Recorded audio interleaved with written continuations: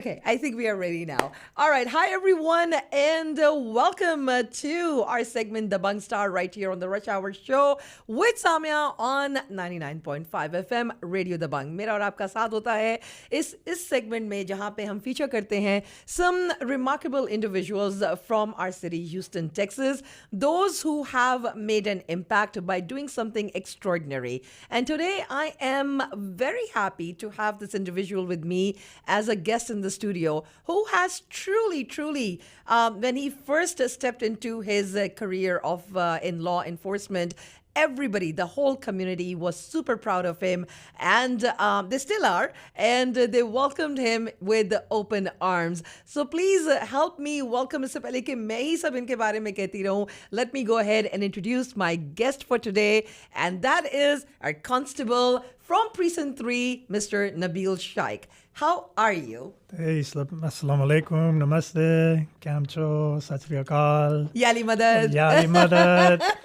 What's up, Samia? Thank you for having me. It's so good to have you here in the studio. Thank you. But I must say, I feel a little weird being a little formal with you because we've known each other. We're friends, right? Right? So I know. It just feels like weird, like, Haji, aap kaise hai, and all that, saying that. Yeah. But we've known each other. We go way back. Like, long time. Long time. Long time. At least 15 years? Yeah. Maybe even more. Maybe even more. Maybe even more, right? Nabil, first of all, how are you? Alhamdulillah. Yeah? All praise to Or God, should I so. speak to you as Mr. Constable? We're friends. You can call me Nabil. You can call me whatever you like. Okay, all right. So then if you're okay with that, we'll stick to that. Okay. It's so good to really have you here. And thank you for taking the time out. I know you had a super busy day today. In fact, you were in some training as well? Yeah, we completed our alert training, which alert is pretty much an active shooter or a response to active shooters. Okay. So we've had a lot of school shootings, shootings at these Walmarts and churches. Yeah. And so our state legislator mandated that every 2 years now, every police officer in the state has to attend a 16-hour minimum alert, which is active shooter. Okay. And so if you cannot complete that training, you can no longer be a police officer. Does that give you or instill some sort of a fear? Because active shooters, I mean, we hear all these cases all the time, so... You know, it was an experience. It was my command staff and the Harris County Precinct 3 Constable's Office command staff. So shout out to Constable Sherman Eagleton. Yeah. We had some U.S. Marshals in there as well. And it's just all of law enforcement trying to get together to train together, because if there is an active shooter situation going on, multiple agencies are responding. So what the state wants, a national mandate there is a national mandate. This is like the national standard, right? Okay. Is what they're saying. Yeah. But it's just only a way to do it. There's multiple ways to do it. But what the state wants is everybody in the state of Texas, if they're responding to a mass shooting or an active shooter, hostage, barricaded suspects, we all know how to move and how to react together. Yeah. So you don't have a Uvalde shooting or a Uvalde situation again. No, I think it's just so courageous and brave of you and, of course, all other officials of the law enforcement agencies, of the, just in general, of the law enforcement agencies, to be there for all of us as citizens to feel safe. So I want to go ahead and thank you, I think, as a citizen, for making us feel safe and for us to know that the law enforcement agencies are constantly working on this. So thank you for that. Thank you. It takes a lot. People don't understand, like you said, the 16-hour training. That's a lot. All right, so before we move on, and I go ahead and I've got some questions for you. I got some answers for you. Oh, I like that. I like the sound of that. All right, but before we do that, I want to go ahead and tell all our listeners about, so you were elected as the constable in the year 2020, if I'm not mistaken. Correct, in November 2020. November And then I 2020. took the oath of office January 1st, 2021. All right, so you have now been in the office for 4 years. Correct. December 31st will make 4 years. 4 years. Correct. And you are running for re-election. Running for re-election. We'll come to that. We will come to that. But before that, I want our listeners and our audience who are going to be watching this to know that in the last 4 years, you have received 5 awards. And these are all for being a peace officer. You have peace officer license, you have a basic peace officer certificate, you have an intermediate peace officer, advanced peace officer, master peace officer. These are some of the awards. And what does, explain to us, please? We hear this all the time. What does peace officer mean to begin with? So exactly how it sounds, right? Yeah. Somebody that's there Peace. to conserve the peace. Yeah. And you're an officer of the court. And so, but I do have to correct you a little bit on that. So that my basic certification, you obtain that once you've been licensed. You've received the this master's. is over. Yeah. This is over my lifetime of my career. Yeah. In about the decade that I've been serving. Overall law enforcement, I've been elected for 4 of those years out of the 10 years. And every step of the way, you have to obtain certain criteria in order to obtain those certifications. So a master peace officer is the highest level. Which you that have can obtained. Wow, congratulations. you. So proud. So coming back to my first, when we first started the conversation, let's start with why. Why did you want to become a constable? What made you join the law enforcement agency? Why did you want to? There's multiple reasons. I think we can take up all of the time on the radio Right. to talk about it. But I've had a poor experience in the past with law enforcement. Didn't really like law enforcement growing up in A-Leaf, seeing all the things that you're seeing. Yeah. And just the environment that you're in. And it was a Harris County Precinct 5 Deputy Constable that pretty much saved my life and helped me go down a better path and to do good things. And after I got married, had my first child, I had to do, something that was going to be a little bit more for my kids. And so I looked into law enforcement because of the benefits and got into it. They have, amazing benefits. Yeah. And so, got into it, and that's really what got me into being a police officer. What got me into wanting to run for constable, my dad has ran several times. Yes. And just wasn't, some people say he wasn't successful. I think he's very successful because his son sits as the constable today. And, He inspired you. So inspired there you me. go. And so, a lot of people mocked him. They did a lot of things. And as a child growing up, you see this all, and I love my dad. Of course. And so it's what made me want to run for constable initially, to even consider it. And I knew I was really good at it. And when I went and I met with my predecessor at the time, we were at the Mariam Islamic Center, and I walked up to him and I asked him, it was actually my first time meeting him there. So I was kind of, a little impressed kind of seeing somebody from the opposite political party inside the masjid, because you didn't see that much. And so I go up to him, I approach him. He gives me his business card, finds out I'm a police officer. So I just ask him a simple question. Constable, why isn't there, I was looking at your command staff and all the pictures and everything. I don't see any really diversity. Yeah. And his response to me was, I haven't found a qualified minority.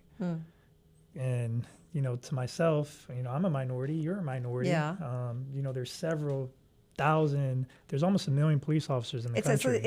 It kind of low-key offends you. It's like Yes. qualified, why And not? So at the time it was Precinct 4, now it's Precinct 3 because of the redistricting. But if you look at the general area, Sugar Land, Missouri City, Stafford, the Meadows, some of Richmond, Fort Bend, Alief, Houston, it's about 250,000 residents. Right. 46% of that is of South Asian, Pakistani, Indian, Nepali, Sri Lankan, South Asian. 46%. And you're telling me that you couldn't find a qualified minority to come at least work inside your department because you have so many, such a large diversity of people. You don't even have nobody there that can speak the language if something happens. True. Y'all don't even understand the culture. And so it really kind of fueled me to want to, along with everything with my dad, and just have faith and run. Okay. Sorry, I was just coughing there. Just took a second. By the way, so when you did, I do want to go ahead and tell our audience, a lot of people do feel, they think of you, if I may say, as a Gora. Let me tell you, Happens all the time. right? Yeah, and then the last name too. So Nabil is very much desi और इनको उर्दू बोलनी भी आती है, तो हम अभी उर्दू में भी थोड़ी बात करेंगे, बोलना आता तो बोलना आता है. There you go. It's like टूटी फूटी उर्दू. लेकिन so Nabil, जब आप बने थे constable, and it's a big achievement because I think मुझे ऐसा लगता है, I may be wrong, I've been in this city for a while too, लेकिन I think आपके कांस्टेबल बनने के बाद you inspired a lot of people to step into this field or to step into even politics or to be like, hey, hold on a second. If Nabil can do this, if Nabil can be there, so can I. And we now know that you have, and we have another candidate who's also from the South Asian community, who's running against you in this upcoming election, and we'll get to that in a bit. But I want to know that what was the reaction. As an outsider, I feel that you were appreciated as much, and the community was very proud of you. I think they were in awe of you, if I may say. But how did you feel? What was your reaction? What was your experience?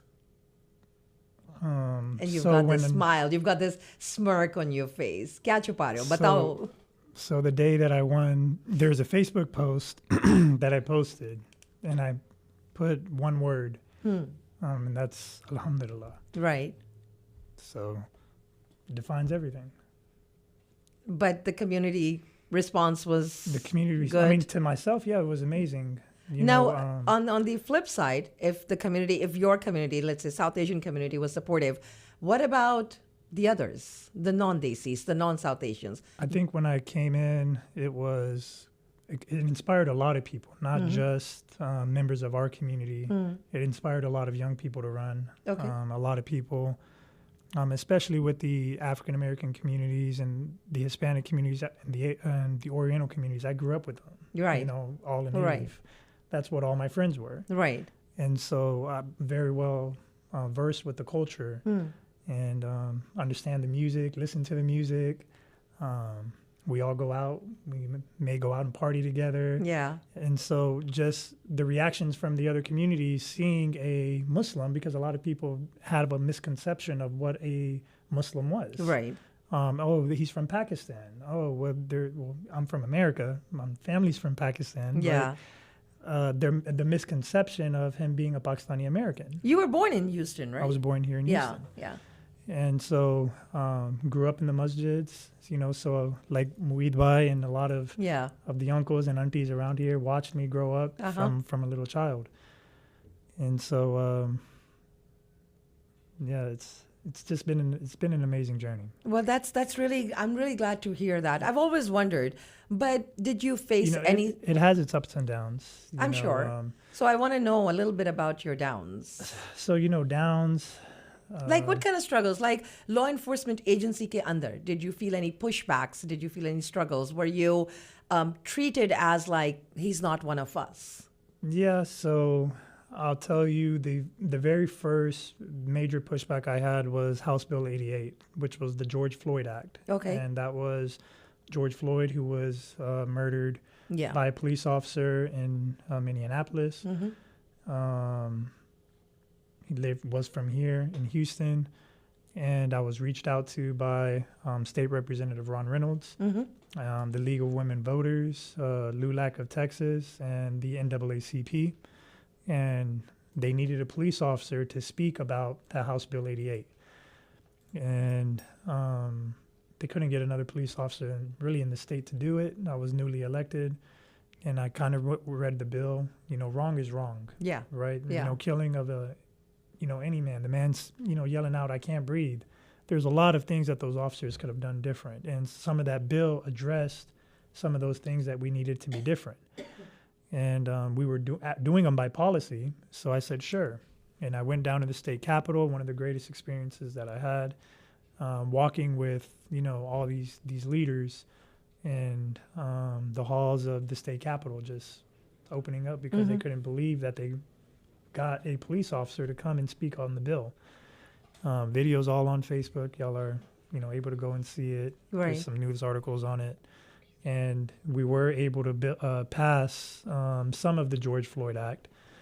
and like the duty to intervene. So if a police officer sees another police officer doing something they're not supposed to do, they now have a duty to intervene. Right.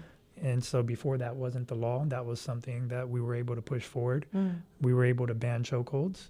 And so you can only apply a chokehold if it's life and death. Right. You know, if that's Right. your last option, you don't have no other option. Mm-hmm. You know, little bitty things that I was a part of that I don't know if we were able to get them passed here in the state of Texas. But you did get pushback for got a lot those of things. pushback Yeah. from other law enforcement. You know, I was receiving, you know, some messages, people saying that, you know, calling me a sellout, you know, oh, you're supporting the other side, and it's not supporting the other side. Any It's pushbacks because of your race or religion? Yeah, That happens too. yeah. Yeah. That I think Feel as bad. a you know, as a minority, period, you have to work twice as hard. You know, Samia, as yourself, you have it harder than I do. I do. And let me explain to you why. So you have you being a minority, you being of South Asian descent, Yeah. you also being a woman. Mm-hmm. Myself being, you know, a South Asian man, you know, a minority, a Muslim, we have to work 3 times, 4 times as hard to be True. appreciated True. from everybody else. It feels like we always have to prove ourselves. 100% of the to time. people. Yeah. And so it's one of the reasons why I went to law school, and I wanted to be great. I wanted to separate myself from everybody else. And so if you look at my training, you know, you have my training papers right there in front of you. I do. Thousands and thousands of hours worth This of is training. all. I want to just show people, like the audience right here, all these papers that I have, these are all about his training. And so when he brought this to me, I was like, okay, yeah, that's a lot of like training. If I start telling people how much, this is what you have to go through, by the way. It's not just wearing a uniform and looking cool. But It's not. You know, a lot of people want to, you know, no experience, no education, think that just because they have money, they can run for political office. And that's wrong. You know, you got to put the people first. I challenge anybody to a debate. I've been challenging anybody to a debate, any of my opponents that want to debate me. Samia, if you want to host it, you're more than welcome to host it. We can do it here I like live that. on Radio Dabang for everybody, the entire community, to see who their favorite constable is. Okay. And anybody else that wants to challenge their favorite constable. So you are challenging your opponent to a debate. I'm challenging anybody to a debate. Okay. Nice. And that's how confident you are that you will win the next upcoming elections. We will win, inshallah. Okay. I like that confidence. What, besides these a few things that you've mentioned, what else sets you apart from your opponent at this point? I mean, you look at, you know, I'm not going to In talk the negative. last 4 years. I won't talk negative on my opponent. Okay. But I will say what separates myself is, you know, there's a lot. You know, I've been in the community. You know, I just didn't show up. You know, I've been actively here growing up in Houston, in Fort Bend County, my entire life. Went to school here, graduated here, went to college here, pursued my associates, my bachelor's, my law degree. So, you know, I'm a lawyer right now. I'm just waiting to be a licensed attorney. So I took the bar exam in July. So we'll get those results back in October. Okay. And just the Congratulations, by the way, Thank on you at very least much. taking it. Yes. Yeah, thank you. You know, it was a grind. Yeah. You look at all the things that we've reimagined law enforcement in Fort Bend County. We are the only 24-hour full-scale constable's office in Fort Bend County. The constables in Fort Bend operate a whole lot different than the constables in Harris County. And so if you go into Precinct 3, you will see a Precinct 3 deputy 24 hours a day, 7 days a week. I can't say that about the other constables' offices in Fort Bend County. So we brought change, we brought innovation, things that we started doing, getting active in the community. You know, Samia, you've been here for how long? A long time. 20 years or A long something. time, Yes, right? long time. A long time. But coming out to Fort Bend County, how often have you seen any kind of community events going on out there? Now you see enough. Community events left A and lot right of- all the time. Absolutely, all the time. Right? Almost every weekend. And, you know, I don't like to brag. I don't like to do any of that stuff. But if you look at what happened across our nation after I won Constable, we were able to instill a captain in Fort Bend County, Desi, assistant chief, Houston, Desi, and all across our nation. So Desis, police officers, Muslim police officers, were going up in rank. And it started where? In 2020. No, absolutely. That's why I so- said that earlier as well, that you have definitely inspired. It wasn't just a part of introduction, and I genuinely meant that. I do think that you have definitely been an inspiration for a lot of people and a motivation, for them to come up and step into this. How do you see and since we are talking on this note, we do see now a lot of South Asian, and I mean South Asian in general, like, right, Pakistani, Indian, everybody is getting a little more involved in being a part of the political scene here in the U.S. How do you feel about that? Because I know as you mentioned, your dad, when he first started, people were not that involved. Yeah, my dad was the first South Asian to run in the state of Texas back in I believe it was 74, 76 or something, for state representative. Yeah. Lost by a handful of votes. It was ran several times, sometimes in the 90s and early 2000s when, I was a kid. So he's the true trailblazer for the Desi community. Anybody to say anything otherwise is just ignorant. They don't know. MJ Khan came in 2003 after my dad had done everything. Yeah. So I like to say my dad came in and knocked on the door.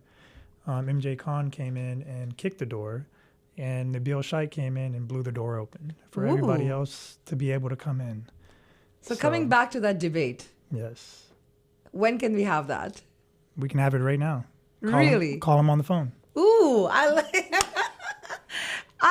that. I like that. Well, we wouldn't put your opponent in this position. Well, I'm just saying, we you would want like to know to when I want to have it. I'm ready right now. Like, you're ready. No. That's right now. ready. I was ready 2 years ago. I was ready the day I was born. Okay, awesome. No, I like that. We will reach out to him and see if he would like to. And then I think, like you said, maybe Radio Dabang right here, we can host that debate. And I think it'll be great to have you both sit here and then let the community decide who they want to go ahead and vote for. Before we wrap up our conversation, I really appreciate you giving us time once again, and I don't want to take too long. लेकिन मुझे ये बताओ अब आप नबील कि कभी ऐसा हुआ है कि आप being in the position that you are, it's not that कि हमारी community में crime नहीं होता, right? होता है. और कभी आप ऐसी position में आए हो कि there's a situation जहाँ पे आगे एक देसी family है. And then they realize it's you, or maybe you know them, or maybe you don't know them, but they realize you're Desi and stuff, and they try to get away. Yeah, kuch aisi sticky situation. Have you ever been? Can you share any incidents with us? Of course, without naming names.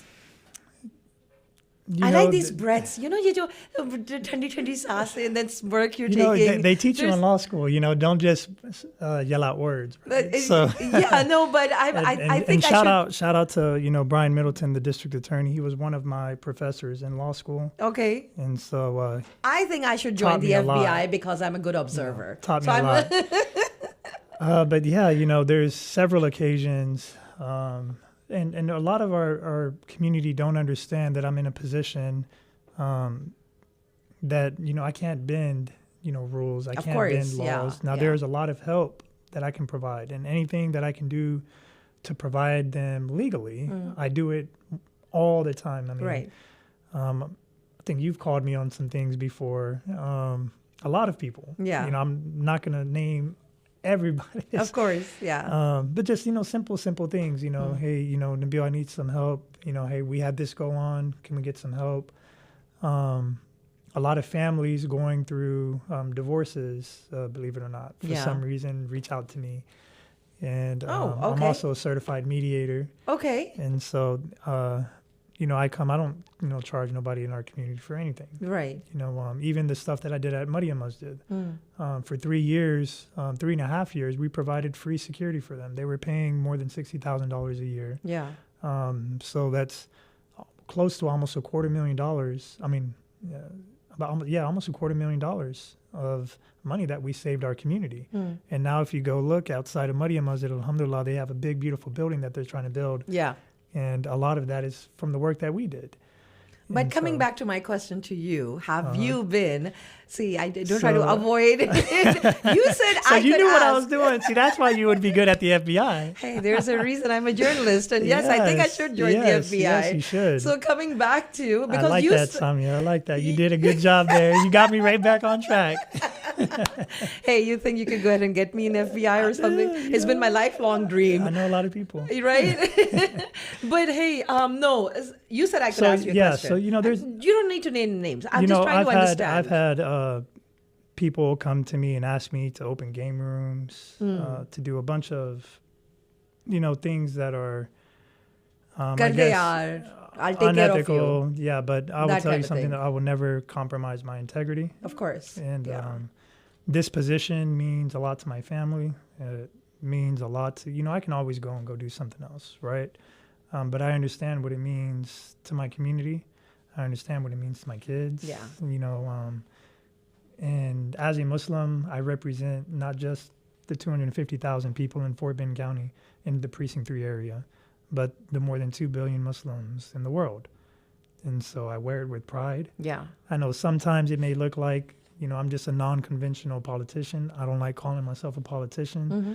I'm a people-tician because I care about the people.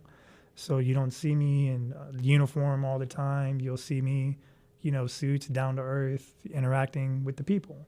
You'll see me at different locations, restaurants, hookah lounges, interacting with the people. Yeah.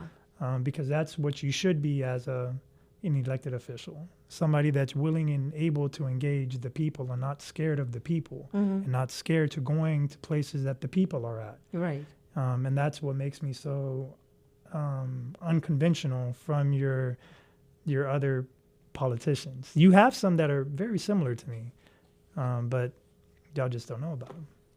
What's next for you if you do win this upcoming election, and you do become the constable? What do you plan to do more? What is it that you have not done in the last 4 years that you intend to do? We've accomplished a lot over the last 4 years. Alhamdulillah, all praise is due to God. But this next term is more so about answering more needs of our community. With my, inshallah, I already have the law degree, but once I'm a fully licensed attorney, which will happen, inshallah, around October, hopefully right before the general election. Just the amount of things that I can do as an attorney and the things that I can do as the constable. If I'm doing a lot right now, just imagine what I'm able to do. No, that's an why I attorney. wanted to know that what do you intend to do, accomplish that you still haven't? There's a saying, some of the things you shouldn't say, right? And just allow the work to speak. वक्त से पहले बात नहीं करनी चाहिए. Yes. So you're saying So that you could, let time so just tell? watch, no, but I'm not saying let time tell. What I'm saying is watch the work I've already done, right? And then multiply it by 2 so you can understand what I'm going to do. Okay. Right. One of the big things right now that we're working on is creating different types of divisions. This our cybercrime division, our domestic violence division. We still are working with the internet crimes against children, all of these task force that we are working on. Okay. Let's go ahead and we're going to go ahead and before we wrap up the conversation, I want to go ahead and for you to take this opportunity and talk to our listeners, talk to your voters actually. And what is it that you would like to tell your voters right now, why they should vote for you? And for those who are maybe not thinking, who maybe don't want to vote for you, why should anybody vote for you? So I think, there's a lot of going on around the world right now. Yeah. You have all this stuff going on in Gaza. You have all the stuff, happening here locally. Just earlier today in the southwest side of Houston, right off of West Airport, we had a Desi girl that was killed, murdered. And so Earlier today? correct. And so if you look at a lot of the stuff that's happening around the world, there's a lot of good, there's a lot of evil, there's good and there's bad. And I'm always going to stand on the side of good, right? I'm going to always stand on the side of integrity. Nobody can pay me off. Nobody can buy me. Like maybe other people have tried in the past without mentioning any names. And I'm here to serve the public. I'm not asking or telling or demanding or trying to buy you biryani and tell you to come and just vote for me just because I have money. Yeah. You know, I do it from my heart. I don't have to do this, right? I think just growing up in this community and seeing the pain and the struggles of our own community, you know, again, there's a lot of good and evil that are going on right now. So if you want to vote for, you know, somebody that's going to take us on a good path, right, then I'm your person.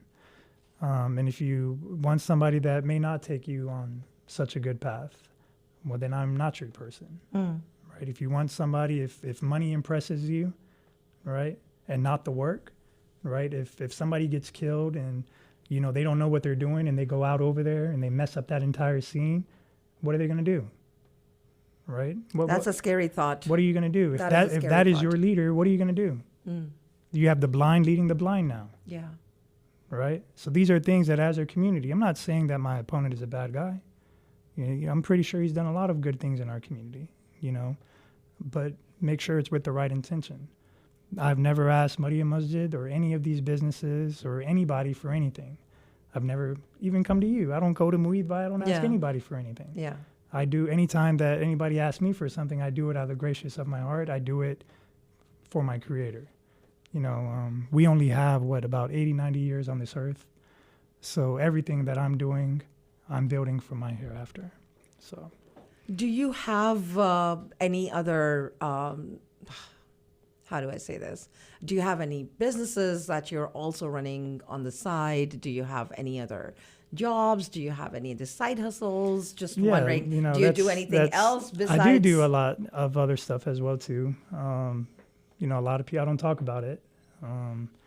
Those that really know me know about it. You know, like my brother right here, Irtizarana. Yeah. You know, so when I was in law school, I opened a sports and entertainment agency. Oh, okay. And so we were blessed to have about 48 players, football players signed underneath our brand called Brotherhood Agency. And we put on a couple of showcases out here and brought a lot of athletes, put them on, help give them opportunities. That's wonderful to hear, because besides being in law enforcement, I've just been talking about how you've been so, motivating and inspiring, and now again sports. It's a lot of that is with kids. Yeah. You know, I signed 2 young kids. One is in boxing. One is it's about 70 pounds. He's about 12 years old, but he's the number 1 amateur boxer at 70 pounds in the country. The kid, and he's 12 years old. Wow. You know, that's amazing. I just signed him. And so my thing is, all of my clients, they know I don't even look for the money. Yeah. There's so many other ways that I can make money, right? I'm not going to do anything that's going to hurt somebody else's chances. You know, a lot of these guys they're not making, you know, some of these contracts with the UFL, for instance.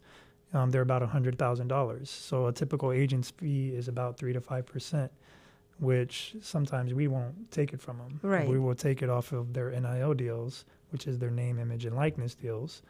And so let's say you were one of my clients, and let's say this BioSilk they were like, man, she always has this BioSilk up here. Yeah. You know, and they wanted to sponsor you. So I would be your agent, kind of like your manager, to negotiate the contract between you and BioSilk to make sure you get paid. Nice. And so that's really a lot of good work that you're doing besides being in the law enforcement agency. Nabil Mushik Babata, do you feel that by you joining the agency and being in the position that you are, do you feel you've been able to maybe change the perception of maybe a lot of mainstream media or people out there who may have thought differently about the minorities? Oh, 100%. Yeah. You know, I'll give you another example of something that I've done. The president of El Salvador, Nayib Bukele, and all of his cabinetry, he sent all of his cabinetry, you know, his senators, his congressmen here to Houston for the day of the the day of the Salvadoranians, Okay. right? Dia del Salvadoreños. And, 2 years we were able to help them, put these events together. And, videos that went viral, they have all these senators standing up, on the stage with me Yeah. from El Salvador. And I'm giving my speech, and I play a song called The South Side. If you've ever Nice, seen me, yeah. everybody knows that's my song. It's a Houston song. Yeah. And so we all dance it up on the stage together. And then they find out that I'm Muslim. Oh, he's Pakistani American. Yeah. They're thinking I'm like somebody just You from you Houston, need to some look a white- certain like stereotype, and, Yeah. I think it really helped. I'm really good friends with them every time they come to Houston. They come to my office. They show me a lot of love. They've invited me out to El Salvador to meet with President Bukele. And so those are the kind of relationships that we've been able And change to the foster, mindset to and all of change that. Yeah. mindsets. No, that's great. That's great. And one last question before I wrap it up. What's up? Again, putting you on the spot here. Put it But on me. Yeah, I have to. See, you are South Asian. You are a Desi too, right? तो थोड़ा सा वो है. And I am curious about this. I want to know. Crime बढ़ता जा रहा है. और हमारे देसीज में भी crime बढ़ रहा है. I want to know, okay, what do you see? What kind of crime do you see rising? Like, let's be honest, all right? We So see a lot of... domestic violence is in Desis, I'm in the talking Desi about. community is क्या ज़्यादा देखते हो crime? what I'm seeing a lot of. Husbands and wives. What's never okay. I was involved in a divorce. Okay, I'll yeah. address the elephant in the room. I I know you were waiting to ask the No, question. I wasn't going to ask you but, that. I'll I'm- address it anyways, I just for tell the you, viewers, I because am I'm very more- transparent. And I appreciate that. I When I- honestly was not going to ask you about your there personal there life. was nothing that happened between my ex-wife and I. We still talk to each other. We have 3 beautiful daughters together. Yeah. So everything we do is for our kids. Yeah. It's just unfortunate that you have regular arguments in a house, right? That happens with everybody. But what's with myself, becoming the constable and now time being taken away from the family because now I have another obligation. Yeah. And then getting into law school.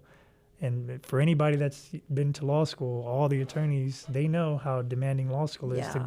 to have a full-time job and to go to law school out of all places. You literally have no full-time. time for yourself. Yeah. And if you don't have time for yourself, do you have time for your family? Yeah. And so I tried to give them what I could, and it's just unfortunate. It was better for us to separate. So that's what happened in my divorce. But unfortunately, For those wondering. yeah, for those wondering. But unfortunately, what I'm seeing a lot of in our community is, I got a phone call the other day with, and I won't mention any names, but the spouse walked in to the husband, and I guess she had took some money, and the husband tried to go take it from her. And, so they called me. They're like, yeah, my wife ran in here and stole my money and da-da-da. I said, well, wait a minute. It's you live in Texas, community property. Yeah. What's yours is hers and what's hers is yours, True, right? yeah, And so yeah. She really didn't steal your money, Right. right? You can't look at it that way. Correct, right? And, yeah. And you're Muslim, right? It's your wife. It's like you're Like, supposed come to, in on. fact, give it to her. Give it to her. Yeah. She should. What made you? I'm not saying all these things. Yeah. I'm saying this to you because Of course, friends. that's not. But in my yeah. mind, I'm just like, dude, what made you? Not. I mean, that's supposed to be your wife, right? Yeah. And so the husband ends up going to jail for a particular charge. I don't want to say the charge because I don't want to expose. Sure. We want to Yeah. know that. Yeah. And so they called me after the fact, and I helped them, with certain things that I'm able to help legally. Right. But then I just had to have a conversation with them, and I'm like, like y'all can't do this kind of Like thing. work it out and stuff. Yeah, why are y'all putting hands on each other? If the police have to come to your house, that means it's a very, very, very serious thing. True. Yeah. Right? Because yeah. the things that we have to do, the paperwork that we have to do, even if the call comes in that, oh, somebody slapped me, and we're coming in over there, there's a lot of paperwork that's going to be done. Right. Because we take Yeah. domestic violence extremely Seriously. Correct. Not Yeah. just at the Precinct 3 Constable's office, but all across the nation. True. And so it is probably the number one thing that a police officer can do that will get them fired Yeah. if they mess it up. Yeah. And so that is So probably you the see a biggest. rise Yeah, in that's that. probably the biggest Okay. that I'm seeing right now is domestic disputes Mm. within our South Asian community. Okay. The second thing is property crimes.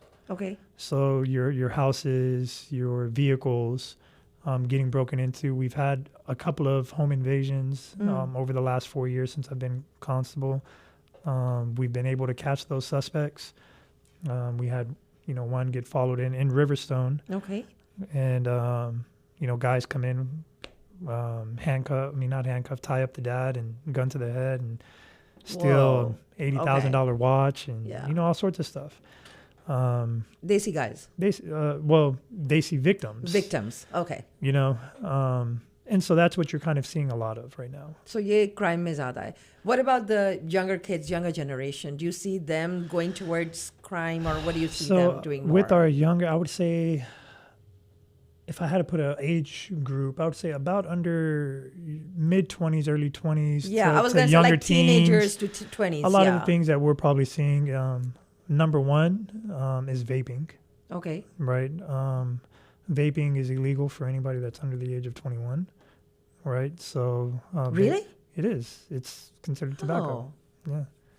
okay. I was ignorant about that. They Because changed the I law. see everybody Tobacco- vaping a lot you these can't- days. you Yeah. can't be, Wow. yeah, Okay. I it's didn't know 21 that. years old. Okay. Yeah, Okay. it's the tobacco law, right? And so it's an electronic cigarette. That's what they call it. You're right. And so you got to be 21. Yeah, makes sense. I just never But thought about the, it. the funny thing about it, you have a lot of smoke shops that sell to kids. Yeah, it's so under the common age these of 21. days. It's very common. You know, Yeah, you drive into yeah. Fort Bend County too, you see it. Yeah. Yeah. Won't name the smoke shops, but it happens there. Gas stations happens a lot in the gas stations. I like this conversation now. Yeah, it happens a lot in the gas stations. So petty theft, Okay. vaping, and then we're seeing a lot of street racing with kids. Yeah. We've had a lot of accidents and some fatalities. Even our Desi kids. Yeah. Yeah. That's what we're seeing. There's a lot certain of. term they do something with the cars, right? It kind of Yeah, goes they do around. donuts. Donuts, yeah, and they'll all do that. donuts. Yeah. Like they're in Fast and the Furious Tokyo Yeah, Drift and yeah, donuts in the and there parking have lot. been unfortunate fatalities. Unfortunately, Yeah. a lot of them. Yeah. If it's more than one, it's a lot, Yeah, right? So, absolutely. Yeah. I don't have the exact number, but that is something that is on the rise within our own community. Okay. So for parents, just understand that you can get your car, if your kids are getting caught racing on that freeway, their car is going to probably get towed. And either they're going to get ticketed or they're Yeah. going to go to jail, Yeah, true. depending on the speed and what they're doing exactly. Yeah. No, Nabil, I want to go ahead and thank you. And I want our listeners and our audience, people who are going to watch this later on our, for those of you who are tuned in right now, you can hear and watch the full video on our Facebook page, Radio Dabang.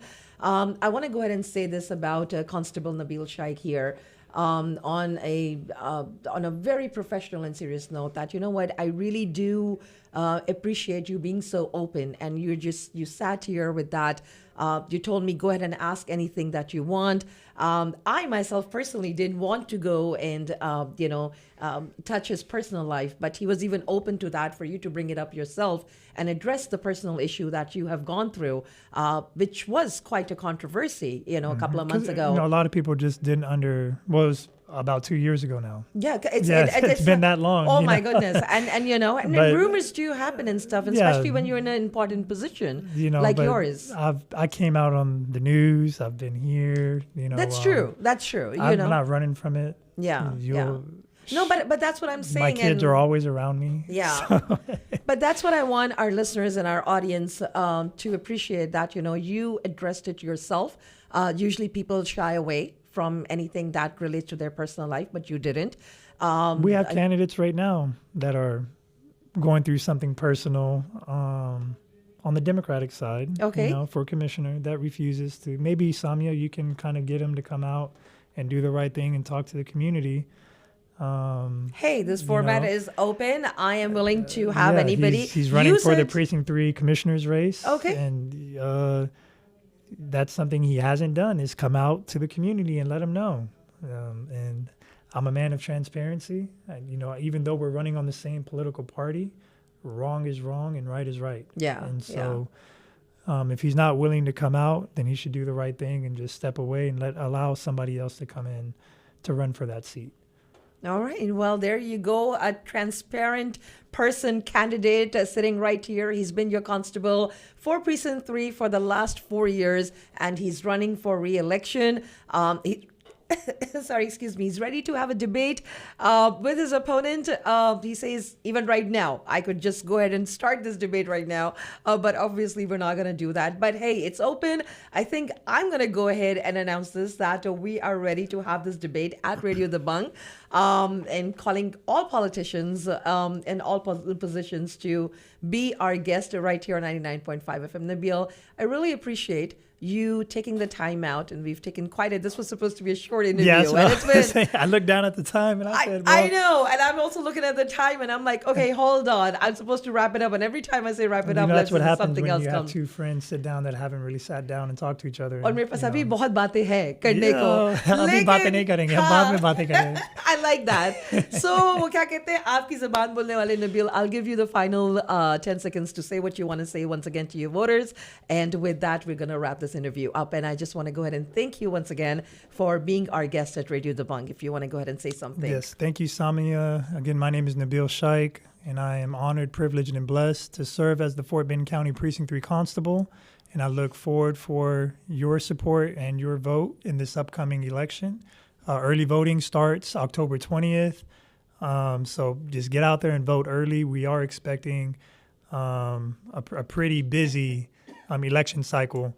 And so get out, vote early. Make sure they are open ballots, so you can vote for both Democrat and Republican on that ballot.